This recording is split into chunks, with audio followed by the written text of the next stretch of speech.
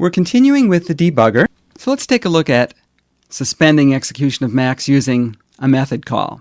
I have some code right here. I'm going to Control-C that.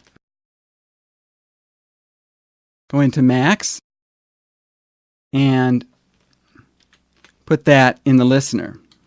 So this is a for loop. Basically what this is saying is do this 10,000 times. And what this is choose a random number from 1 to 100 and assign that number to the variable the random. And if that variable equals 50, do break. And break is what brings up the debugger. So that's what we're looking at here. This is the way to bring up the debugger from within the listener. So I'm going to highlight all that and hit enter on my number pad. And that happened very quickly.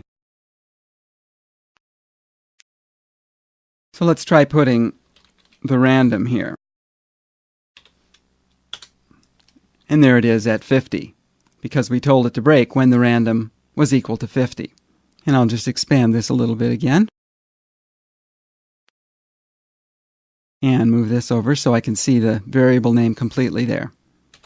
The clear button here just clears this output window.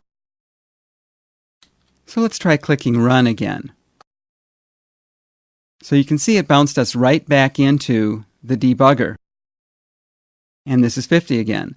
So what happened, we clicked run and it kept going through this cycle of 10,000 repetitions of this, and before long this was equal to 50 and it brought me back into the debugger again. So if I don't want to do that, if I want to get back into max and not let this continue through all 10,000, I can click stop. So that takes me back into max and it terminates whatever process was going on in the listener at the time the break occurred. And it lets me know here that it was terminated from the debugger. And so again, going back to the help file, that's using a method call from inside the max script code to suspend the execution of max. That is, to cause a break and bring up the debugger. And in future versions of max, you'll be able to just set a breakpoint on a particular line and say, when the debugger reaches this particular line, break. And another thing, hopefully, that you'll be able to do is step through lines. So just step line by line by line through your program and see what all your variables are as you go along.